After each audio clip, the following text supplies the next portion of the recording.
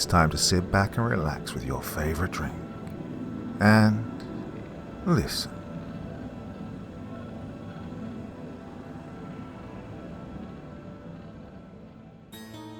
They are not Wendigos by 02321. Part 1. Roughly a year ago, I found myself finishing a job sooner than I had expected. Due to that, I was stranded in an unfamiliar city without any place to rest in the middle of the night. Thankfully, I was able to find a motel that was open 24 hours. I was a bit run down, and I feared how clean the rooms were, but it was better than being on the street for the night. I walked into the small empty office to check in. I imagined the clerk was taking a nap, not expecting anyone to show up in the middle of the night. It took him a few minutes to arrive, and in those few minutes I started to snoop through the magazines on the counter. Old things about to be thrown away. I wasn't tired yet, and disliked most TV shows, so I often read in my spare time. I'd finished my small stash of paperback books, so I was in need of some reading material that night. In that pile of faded magazines was a notebook, a thin one meant for schoolwork.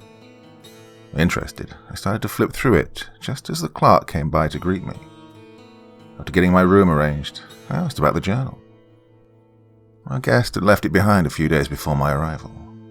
The clerk didn't know who was in the room, only that they'd left the journal behind, room door wide open, and the bed pushed against the far wall. They'd kept the journal, thinking maybe the person was just going out and was coming back for it. Well, no one showed up, so the clerk was going to have it tossed out. I saved him a trip to the recycling bin out back and took the pile of magazines with the journal on top. After I was settled in my room, I started to look through the small journal again. It was a plain one you could purchase anywhere for $1 or less. The front few pages had been torn out. The rest of the pages were filled with neat handwriting detailing a story that most would find to be fiction. But I'd seen stranger things in this world and was not as fast to dismiss such stories. I've since given the journal to an acquaintance of mine that collects such things. I only remember the journal now because I'd heard about a person that appeared in the journal. Well, since I have the time, it's best I write down this first. Mind you, it has been a full year since reading this tale, so I may not get all the wording the way it had been written. But the events are all the same. This happened when I was still in school. It's an event my town hasn't forgotten about.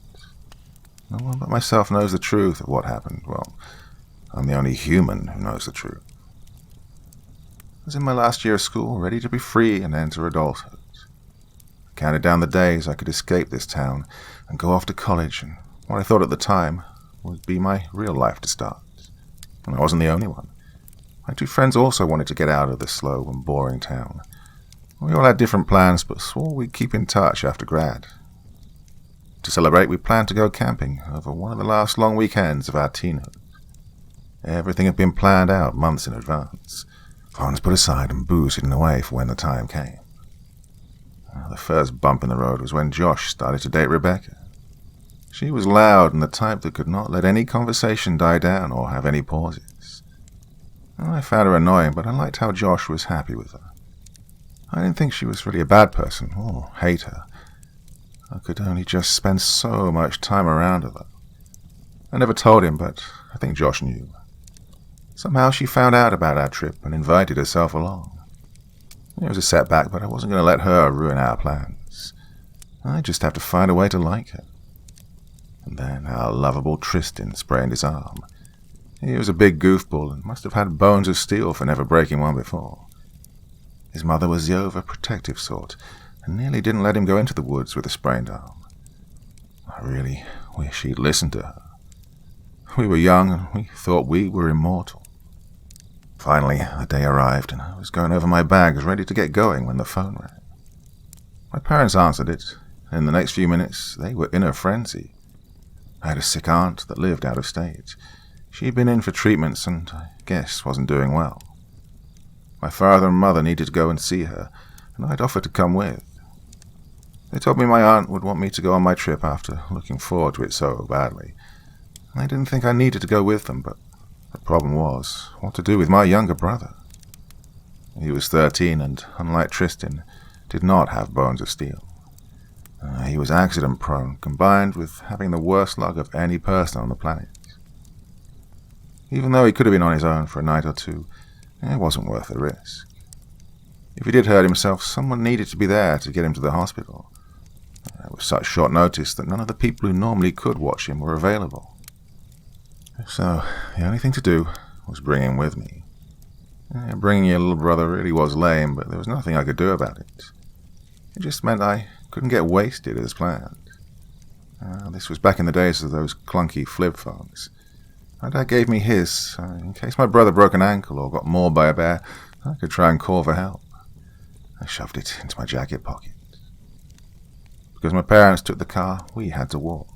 Well, it wasn't that far, an hour at most. But, well, it was an hour if you were in high school. So my brother slowed us down, and we only arrived at the meeting spot when the sun had started to set. Tristan met me outside the woods and at the start of the trail. He gave me grief for bringing Jesse along, when I think he preferred my brother over Rebecca. Well, because I was late, they'd already set up their tents. He and Jesse scrambled in the dim light to set ours up. When I arrived, I found it pretty peaceful. Rebecca was sat on a log by a fire that Josh had started. She looked a bit pale, and I never knew her to stop talking, so, well, I was worried. "Hey, look at these weird flyers we found," Josh said before I could ask about Rebecca. He handed me a few sheets of paper. Well, I had noticed a piece of paper or two stuck to the trees while me and Tristan had walked through the woods, but I hadn't stopped to read them. Apparently they'd found a bunch, but used them all to start a fire. Well, almost all. Lost in the woods. Call this number. Need help? Call it. Seeing strange things. You guessed it, call this number. Each paper had the same phone number written at the bottom. Josh took the flyers back and tossed them in the fire before I'd memorized the number. Well, back then, not everyone had cell phones. I'd already forgotten I had my dad's phone in my pocket. Well, if I did, I think we would have messed around trying to call it, but all of us were unaware of the phone, and we just burned the papers. "Hey, Jesse, why don't you go find some more wood for us?" Josh suggested when he saw my brother already getting bored.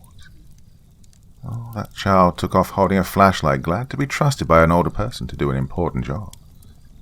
I got stressed over not being able to see Jesse or him going off into the woods, but he was smart enough to stay inside of us. "Hey, you feeling all right, Rebecca?" I finally asked. As Jesse was going back and forth between the edge of the woods and dumping twigs, the three of us talked about school, but Rebecca stayed staring at the fire. She nodded at times, but didn't contribute to the conversation. It was just so out of character for her. "All right," she said, not looking at me. "Well, she doesn't have a fever. Just tired, I guess," Josh told us, and wrapped an arm around her. "Just tired," she said with a nod, but still looked out of it. "Hey, maybe we should take her back," I suggested, and started to stand up. It was already dark, but I could find my way out of the woods if I followed the path with the flashlight. I didn't want them to think I'd want her gone, but, well, I was worried for her. "No!" Her head shot up and she gave me such a dark glare that it made me freeze. Something was not right with her. She must have realized how odd she was acting, so she forced her face into a strained smile. "Just tired," she said again, sounding a bit more natural and like herself. Well, Tristan didn't like the tension, and to break the mood, he brought out the marshmallows. Jesse then magically appeared when the treats came out, and soon Rebecca's odd mood was forgotten. Well, the next few hours were a good time. We made s'mores, roasted marshmallows, and dared each other to eat them while they were still on fire. Our plan was to drink, but we only had one beer each. Jesse tried a sip and gagged on the taste. I hope that experience turned him off drinking until he was old enough. Even with the slight hiccups in our plan, we had a good time. Hours of chatting and sharing dumb stories, talking about future plans. When Rebecca decided to turn in, I thought it would be best if we all had an early night. I put Jesse into our tent and stayed outside to help Josh chop some firewood. Tristan still had a sore arm, so he went to his small single tent next to mine, leaving us the work. We knew if we didn't do it that night, we'd be too tired and lazy in the morning. Josh brought a small hand axe to make it easier. It didn't take very long to make a decent-sized pile. Jesse did a good job of finding small branches, but we needed some bigger pieces to keep the fire going. I don't remember what my last word had been to Josh. Most nights I sit awake now, trying to think what I said to him when he went into his tent, or if I said anything to him at all. So as last hours with your friends go, I had a good few. Inside the tent was a little bit crammed with me and Jesse. Somehow I was able to sleep for an hour, but because of the small space, Jesse woke me up when he sat up. He crawled on me to try and find the flashlight, and I was a bit annoyed being woken up. "What are you doing?" I whispered in case everyone else was sleeping. "I need to pee," Jesse whispered back. Oh, I groaned. I didn't need to go, but I couldn't let Jesse go out on his own and get eaten by some wild animal. For some reason, a mental image of a monster-sized owl swooping down and just taking my brother away made me snort or laugh. Knowing his luck, that would happen to Jesse. "I'll come with you." I got up and grabbed my jacket. Getting out and stretching, I waited for Jesse to start walking. Our fire was still going, but weakly. Jesse turned on the flashlight and swept the beam of light into the woods, testing it out. I saw a flicker of white in the light. I thought it was another one of those weird flyers stuck to a tree. I stared at the white shape, trying to make it out, but was distracted when I heard Josh's tent open. Staring at the white shape in the darkness, I saw it move.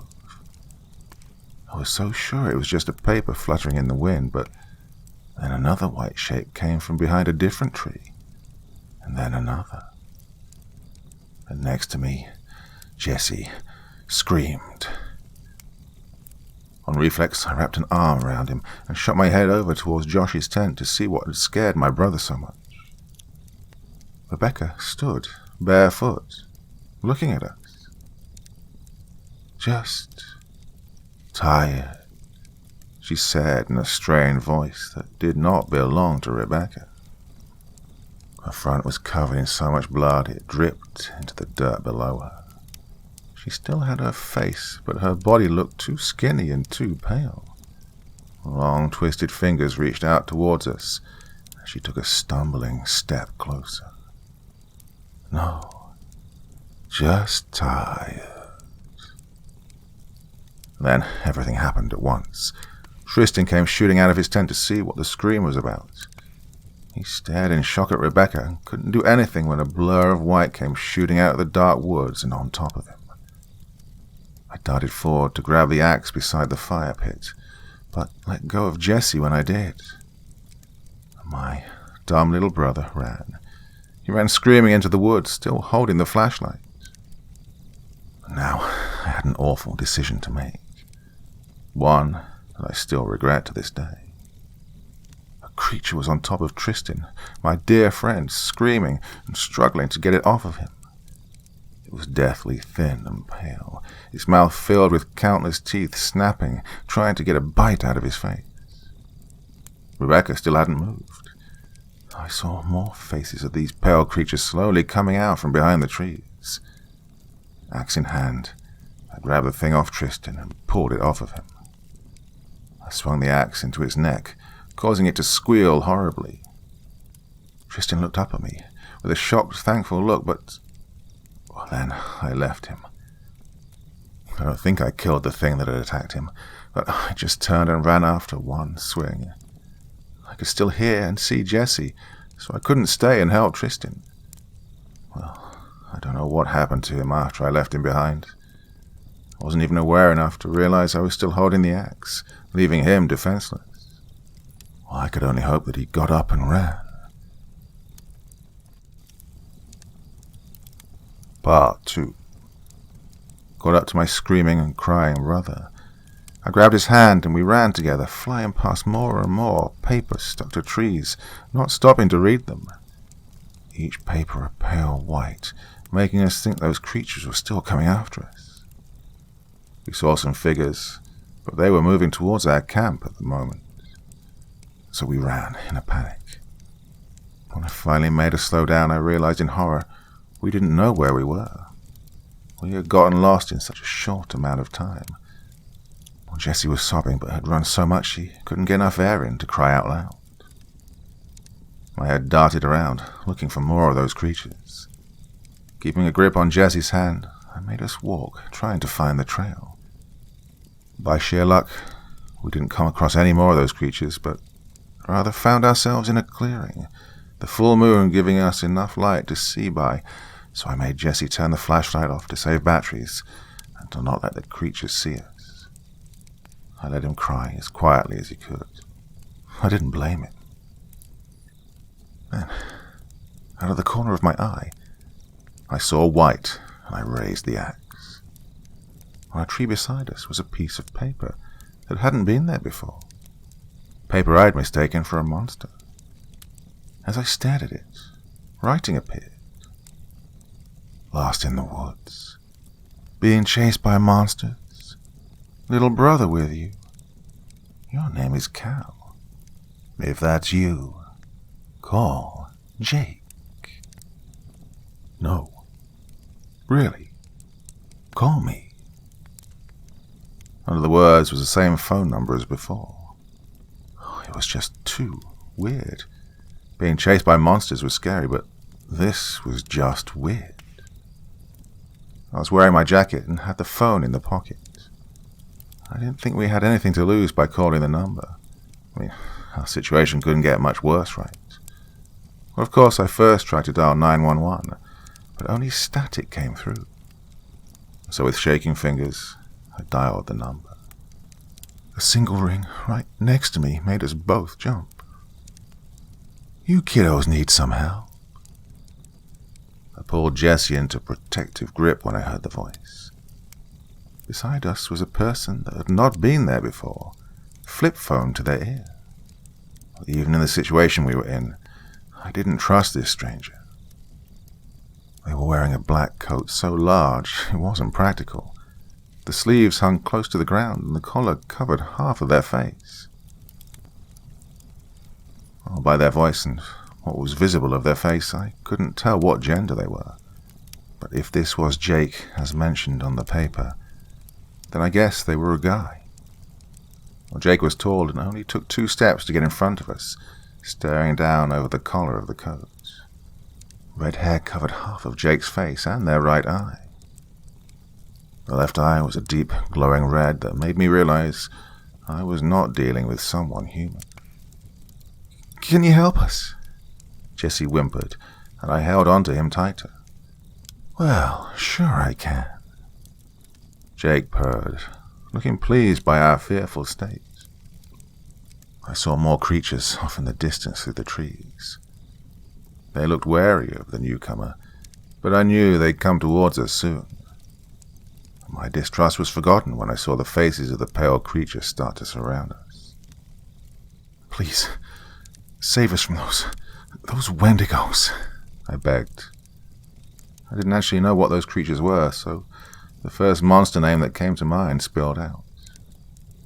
They're not Wendigos, Jake stated, point blank. What does it matter? I spat out, anxiety spiking when a pale face came even closer through the trees. It does. If you say, please, Jake, save us from some Wendigos. Well, I'm bound to only save you from Wendigos. These things could eat you and I could do nothing. Wording is important, you know. Well, I was half listening to Jake, but I still got the point. Jessie was clinging on to me as he started to freak out over just how close these creatures had gotten. A brave one had gotten only a tree away. Stared at us with dead eyes, mouth wide and drool dripping to the forest floor. Please, save us from these things trying to eat us, I said quickly, my voice pitching in panic. What would you two give me in exchange for saving you? Jake asked, a red eye gleefully looking down at us. Anything. I shrieked as a creature finally jumped towards us, its twisted long fingers reaching out ready to tear us apart. I was desperate and so overcome with fear I didn't think of what I'd promised to give. I only wanted to get us out of these woods. I was convinced the pale creature was going to reach us. It was so close to my face I could feel its rancid breath, but then, suddenly, it was gone. Jake had moved so fast I didn't even see what had happened. One moment I was a second away from having my face bitten off, and the next the creature had its head crushed into a tree, and the pale body was limp on the ground. "Hold my coat." The coat was tossed at us, but I let it drop, being in shock at what had just happened. I stared at the dead creature, then looked around to see the rest retreating further back after one of their members had been killed. They still stared at us through the darkness, but almost looked scared, jittering through the trees. "You're a girl?" I asked Jake, letting the first question that came to my mind slip out. Well, there was a much more pressing matter at hand, but for some reason that was what my brain wanted to say right then. Jake had a scar over the right side of her mouth that exposed teeth and twisted her top lip, making her forever smirk. Oh, she was only wearing black shorts and a sports bra, and she was skinny enough for me to see all of her ribs, but oddly enough her arms looked muscled. "Wrap the coat around yourself. It'll cover up your smell and protect you from those things trying to bite you. I need to attract them to me and put them into a frenzy to take them all out at once."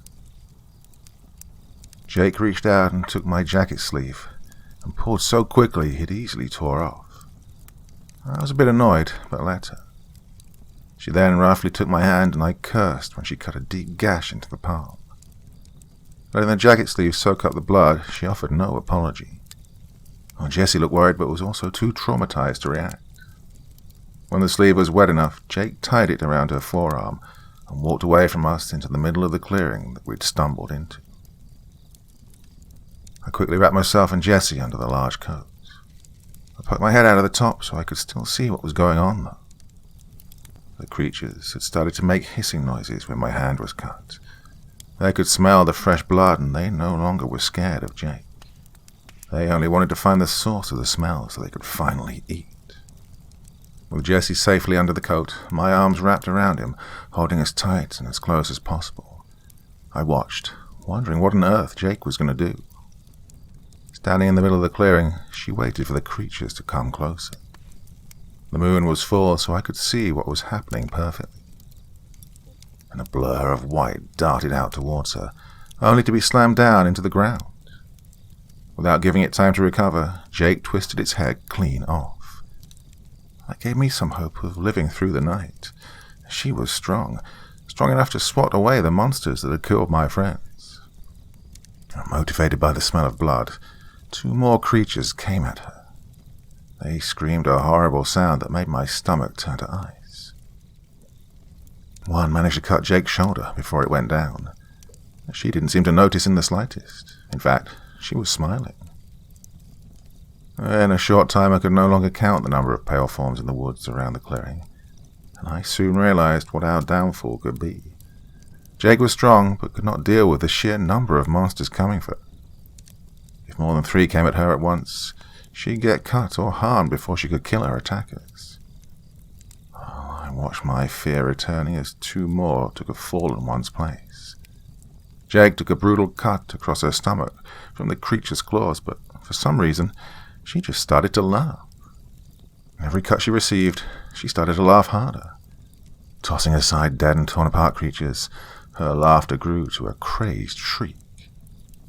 Jessie started to shake under the coat, not seeing what I was, but the laughter was scaring him. He had no idea what was going on, or that a new monster had now appeared. I held him, forcing him not to worry. Jake was on our side, and we'd lived through the night. That was all that mattered. But what I saw next made me completely doubt that fact. Something else had come from the forest. It made the remaining creatures scatter and try to get away, only to be caught and scooped up by this new monster's many arms. It had somewhat of a human shape. Countless human arms lined each side of its body, human legs twisting together to make a pair supporting its massive weight. Its head was made up of skulls and half-decayed faces. When it snatched up a creature, alive or dead, a bundle of heads parted to show a ring of sharp teeth. It tossed whole bodies down into the deep, endless-looking mouth. I had no idea how Jake was going to fight this thing, as injured as she was. A flicker of doubt on her face, seeing the new monster, made my stomach drop. I considered turning to run, but my legs wouldn't move. My body was shutting down, unable to do anything now but watch as the monstrous thing launched itself across the clearing straight at Jake. I couldn't do anything as it bore its weight down on her, forcing her to the ground. With great strain she kept it above her, her small arms looking like they were at their breaking point, lifting up such a great mass. The arms of the monster grabbed at her, pinning her flailing legs down, trying to pull at her arms. Clawed hands started to dig into her stomach, tearing apart skin easily as she screamed. I felt bile rise to my throat as I stared on in utter horror.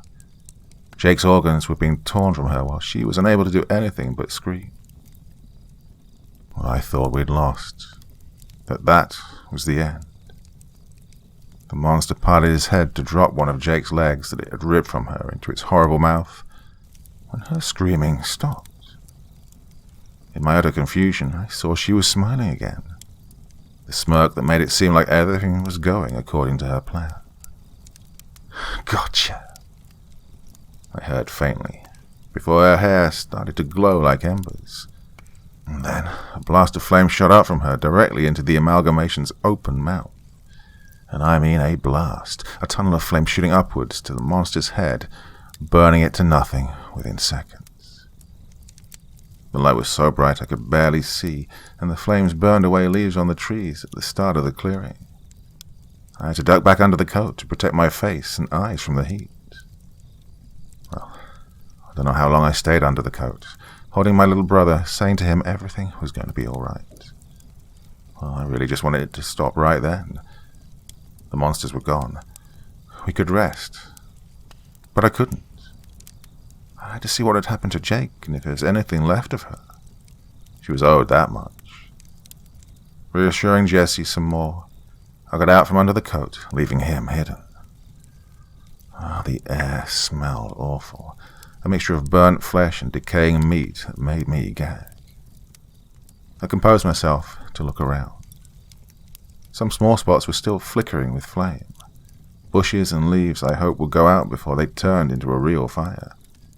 I could still feel the heat in the air. The body of the monster was still, tossed aside and head melted off. Jake was next to it, half her body missing, but strangely one eye looking at me as if waiting for me to come closer. But she couldn't still be alive, could she? "Hey, a little help here, Scout." Her hoarse voice made me jump and run over to her. I was going to lose my dinner if I looked at the gore her stomach had turned into, and so I focused on her face. "Need you to do something for me." "How are you?" I started to ask, but she cut me off. "You need to cut off my head. Attach it to one of those creatures' bodies. One without broken arms, or one you think looks the most attractive." She then let out a laugh, but it was so hoarse it sounded like a cough. I don't think I can," I stuttered, still feeling on the verge of being sick. "You said you'd do anything if I saved you, right?" And with a final laugh and a smile still on her face, Jake stopped breathing. The remaining heat and the small fires flickered out at the same time as her. Well, she was right. I had agreed to do anything for her. Wording was important, as she'd said. I had to do this. Part 3. I left the axe with Jesse. When I went to grab it, I checked on him, making sure he didn't see any of the dead around us. The first one that Jake had killed was so close, so I picked it up under its arms and dragged it into the clearing. She'd smashed its head, so I didn't need to cut it off. But cutting hers off proved to be an ordeal. I had to stop fairly often to try heave and shake. I will never forget the feeling in my hands of the axe cutting into bone. When she died, her smile was still on her face. I didn't know if it was because of her scar or because her muscles hadn't loosened yet, but she was still smiling. It was a very surreal experience holding a smiling head in my hands. I put it on the creature's neck as fast as I could while rubbing my palms on my jeans trying to remove the feeling. I wondered if I had to attach the head somehow, with thread or tape.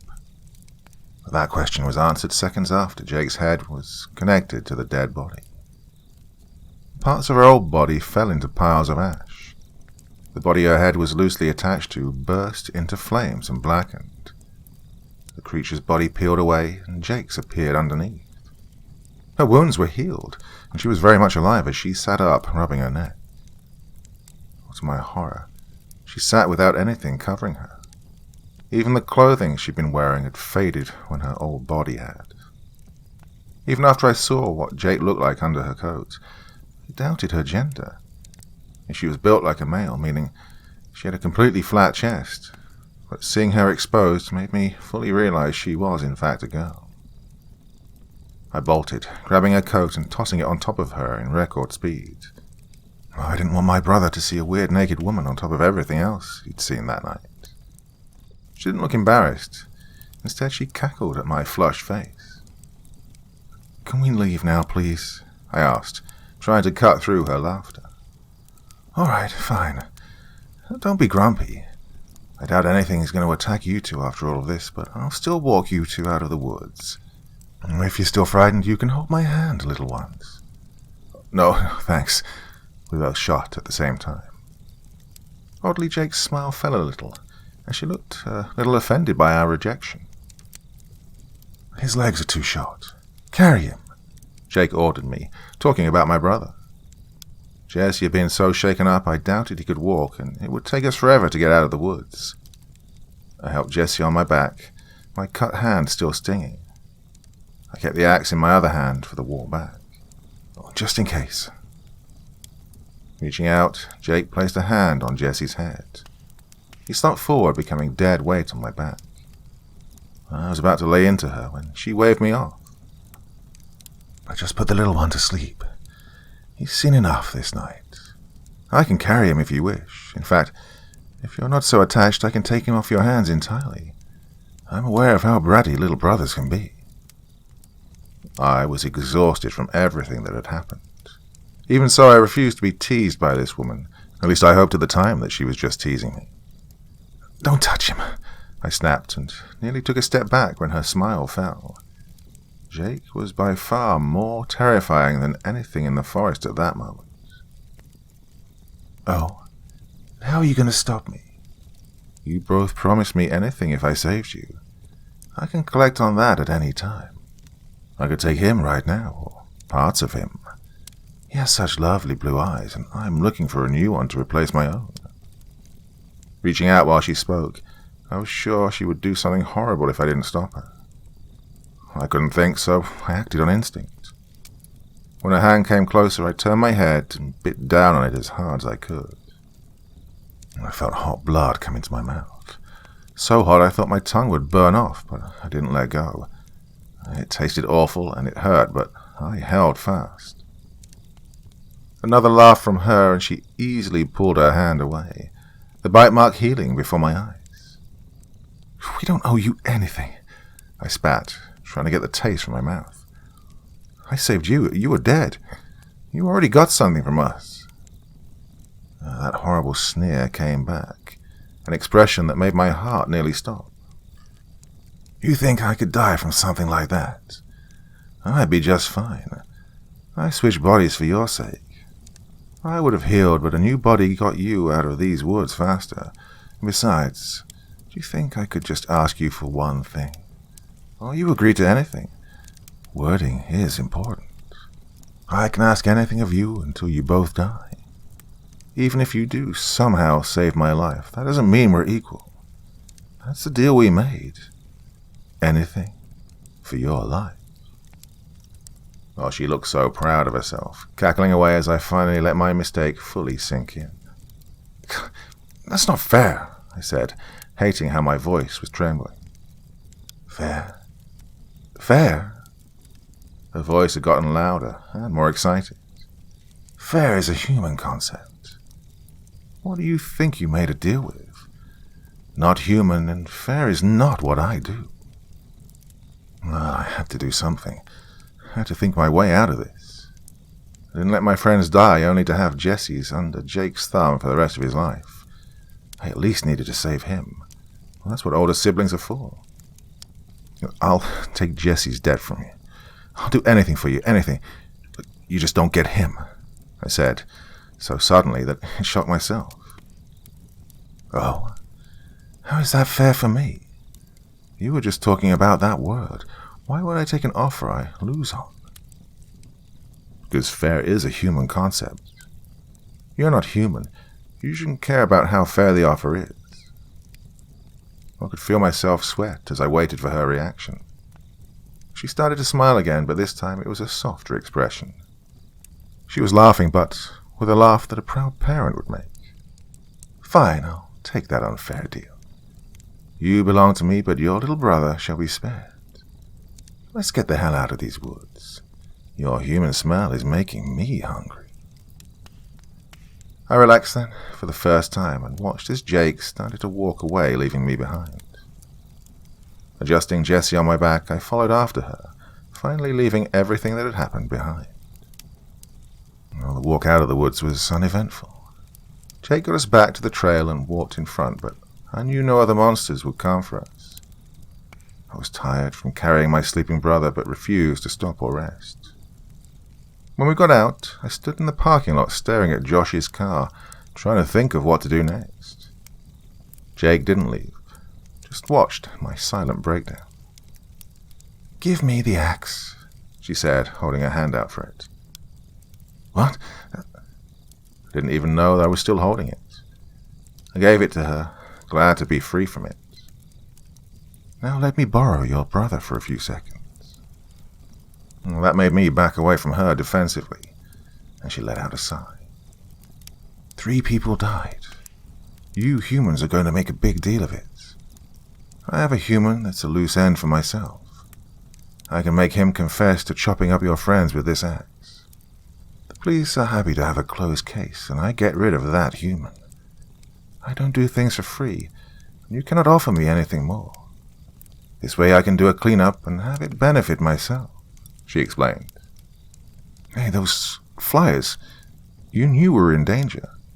Why didn't you save us sooner? I asked, remembering the 4 of us at the camp looking at the odd papers. You didn't call me. I cannot do things for free. I cannot come until asked. In fact, helping humans is not my job. I just do this for fun. It's my fault. Tears came to my eyes. I'd had a cell phone. If I'd just called Jake sooner, we may all still be here. No, it's not anyone's fault. Like I said, creatures don't do fair. It's not fair one of your group was replaced and it killed your friends. You're not aware of the dark side of this world, so why would you bother calling for help if you didn't know of the danger? I didn't know if she meant to try and cheer me up. It wasn't in her character, but it did make me feel a small bit better. My friends were still gone, but at least I knew there wasn't much we could do about it. I can alter your brother's memory. You and him left to piss in the woods. Got lost, and when you came back, a crazy man had killed your friends. That's going to be the truth of what happened. Not a good truth, but one he can handle. And I can find children are bad actors. I can't have him rambling about monsters now. Well, that made sense. I didn't want to trust her with my brother, but I did think in the long run it would be better for him to remember something a bit more down to earth.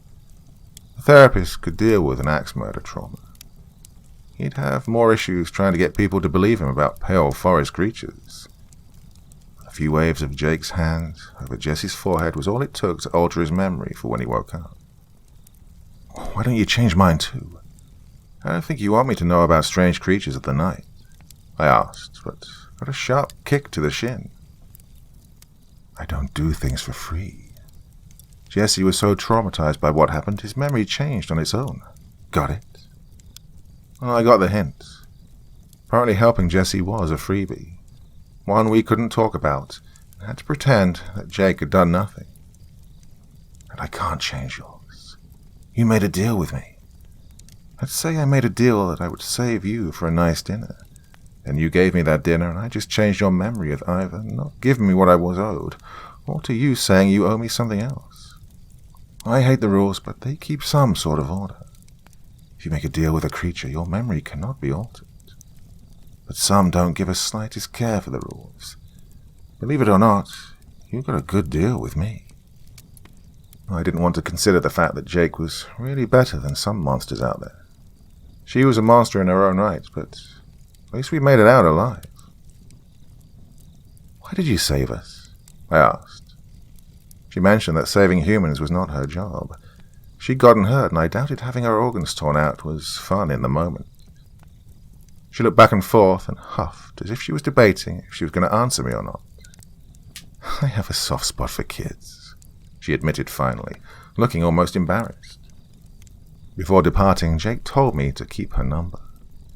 She gave me a grim prediction that once a person encounters a supernatural creature, they're almost always killed by one, if they live through that first encounter.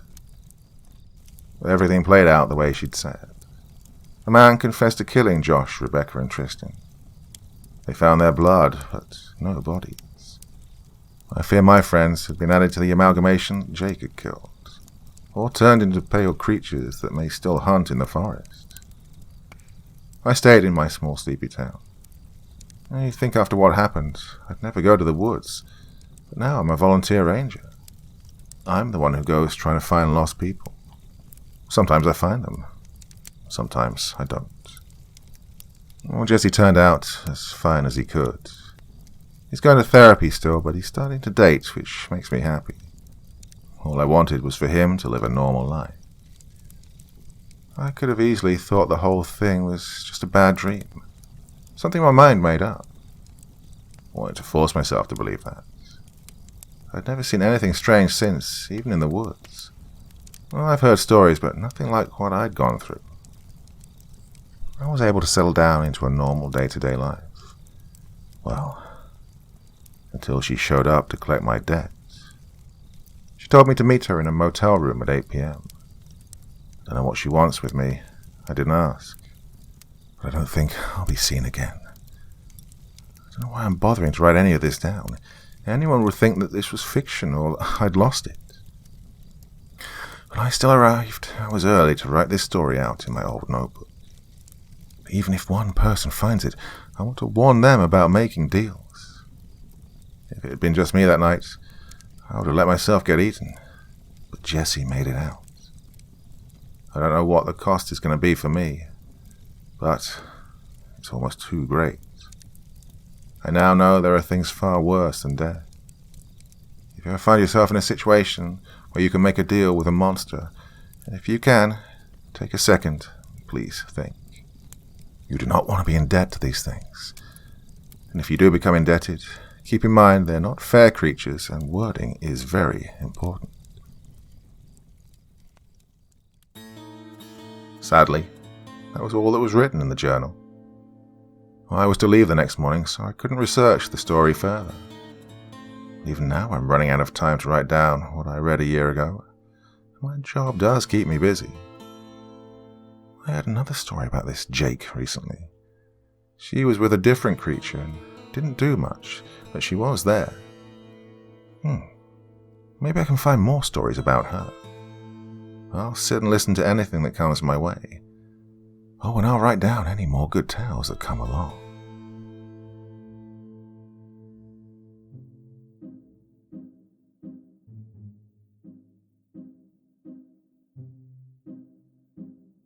So yeah, a few weeks ago I did a wonderful story called The Agent in the Woods, and it was really popular with all of you. And this is from the same author. Posted it on my subreddit way back in the day. 6, 7, 8 months ago, and unfortunately I completely overlooked it at the time, but went back and had a look through everything that had been posted and found this one. And I thought, oh, that's quite interesting. I'm sure you're all going to love that one. And like I said, the author of the Agent in the Woods story, and there is a follow-up to that, which I am going to be doing very, very soon. Now, I know I started a story. I know I started a story, a long one at the weekend, but I've been a bit under the weather. Not COVID related, just a bit ill. So that is coming very, very soon. 2-3 hour long, spectacular.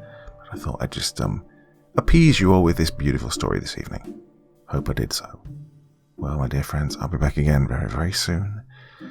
Until the next time, very, very sweet dreams, and bye-bye.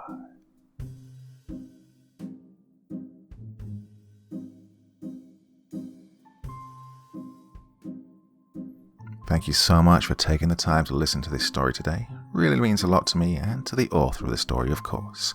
Well, if you want to know more about me, I'm pretty much everywhere on social media. You can find me on Facebook, Twitter, Instagram. You can download my music on SoundCloud. I've got a Patreon if you feel like. Throw me $1 or $2. Very much appreciated. And of course, on Reddit, I have a place where you can leave stories if you want me to read one that you've written. Well, hoping to see you all again very soon. Till then, sweet dreams, and bye-bye.